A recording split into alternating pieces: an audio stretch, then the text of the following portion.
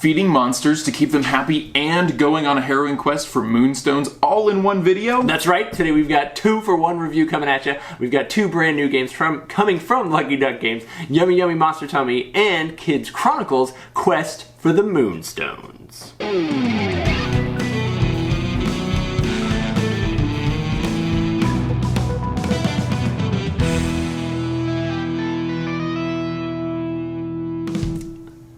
Hey gang, and welcome to Tantrum House Studio 3. I'm Will Meadows. And I'm Journeyman Dan, and today we're doing a review of 2 games for you. The first is Yummy Yummy Monster Tummy, a 2 to 4 player color matching and mixing game for ages 6 and up, where you have to try and feed playful, hungry monsters the right color combination of socks and other foods to make them happy. The other game is Kids Chronicles Quest for the Moonstone. It's a 1 to 4 player adventure sleuthing type of game for ages 7 and up, where you'll follow a storyline as you try to find these elusive and valuable Moonstones. Both games are from Lucky Duck Games, and both incorporate the hybrid gaming using an app and QR codes to drive the game along. We've got copies, so let's jump in and take a look. To start Yummy Yummy Monster Tummy, grab the attic deck and then deal out cards to each player. The game app will show a colorful monster. Each player then chooses a card they may want to play that's as close to the monster color as possible, or that could be mixed to create another color. For example, if the monster card is green, you could play a yellow card while someone else on their turn plays a blue. Scan the QR codes as you play cards. When everyone has played, the monster will eat your food and let out a big colorful belch. The closer you are to the exact color, the more stars you will collect. After playing a number of rounds, you'll score 1, 2, or 3 stars and then move on to the next level. After finishing all the levels in a stage, the game will direct you to shuffle in more cards that bring in special abilities and more variety to your game. Keep playing and come back again, increasing the difficulty level and trying to get as many stars as possible. In Kids Chronicles, set up the game board as directed by the app. Lay out all of the items and character cards so that they are easy to access. The story will then guide you and give you instructions. Scan the QR code of a person and talk to them in order to get information. Or scan a location and get ready to search the area. Your phone will show you a 360-degree virtual reality scene that you have to look around in to try and find any people or items.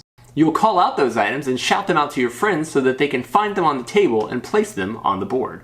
Once you've traveled around, finding things and talking to people, you will hopefully discover one of the Moonstones and complete the quest. Once you've completed the 4 missions to find the Moonstones, you'll have learned the secrets of becoming a magician, and then you can enter the final mission. Let's start with Yummy Yummy.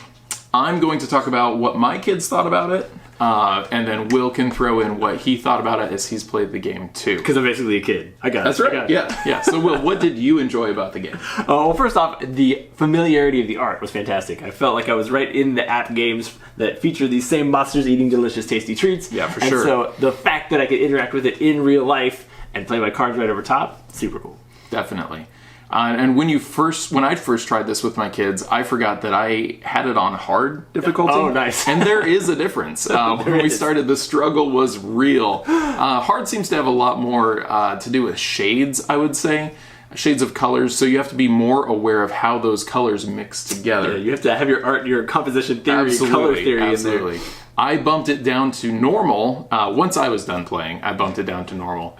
And my 2 girls took off with it. Like they were like, "Dad, we're getting 3 stars all the time." And I forgot that I changed it. You thought you were so bad at it. What did I do? Like, how is this? What's working? What's not working? And they had a blast. And part of that is just because, hey, there's an app on Dad's phone that we get to use. That's right. Pretty sweet. But they just inherently thought it was cool. They loved the little monsters eating the food. That was a lot of fun. And getting to scan their card and see what would happen. Lots of fun, to be sure. Yeah, the wild cards are handy to help you get back into the game after you're losing. And then it is pretty cool when you can talk to each other and be like, okay, I only have a yellow. Yeah. Who's got blue? Because we got to make green. So there is some, not really strategy, but some fun communication that comes in, even like adults and anybody that's playing the game. Yeah, and I really like the fact that you started out with a pretty basic deck of cards. Right. Got you into it. Then they started bringing in more. They have you shuffle in other decks, and some of those have special abilities. Some of the monsters have special abilities too, which is pretty cool.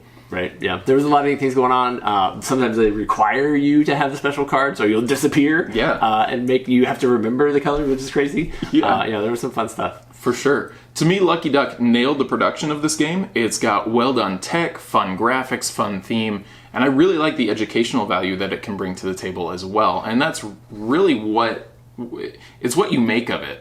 But I think it could be a great tool to help kids learn some of the color mixing and color theory stuff that I'm really bad at, but Will's really good at. Yeah, and way beyond just blue and yellow. Like, they've got some crazy colors in there, yeah. so there's some fun Definitely. stuff. Yeah, and the app, the QR code scanner works really well. Just neat stuff. Worked very well. And obviously, we've seen that in their other games, like Chronicles of Crime. They've kind of figured out that technology mix. They've obviously done a beautiful job of bringing the same concept and same fun down into Quest for the Moonstones. Yes. Tell me what you think about that one. I think these two games show a bit about my kids' personalities and also their ages. My 5-year-old kept asking for Yummy Yummy Monster Tummy. My 7-year-old was after Kids Chronicles. So they kind of flip-flopped there. They both enjoyed the other games. It was just definitely, I think, a desire of their maturity level to a degree. And like I said, their personalities. This game doesn't have incredibly complicated missions, and as an adult, I had to remind myself to just back off. Don't get crazy with it. Let the kids have fun. Let them drive it. But it did make them think about things. Hey, we just picked up a fishing lure. Oh, and there's this guy over at the docks that really wanted to catch fish, so we need to go over there. So letting them drive it was a key part of that. And sometimes that can be hard to do. Right. Well, when we played it with my kids, I played Chronicles of Crime originally, and I was like, oh, you guys have to at least try on the 3D glasses thing, because that's the coolest part of that game. Definitely. However, my kids don't necessarily need to figure out dark murders or twisted endings. So this was like the perfect kid version. I really thought it was really a great experience for them to be able to have the fun that they were going to get in the other game, but with a much more friendly storyline. Absolutely. I was a little worried because in Chronicles of Crime, like you said, you are looking at those scenes.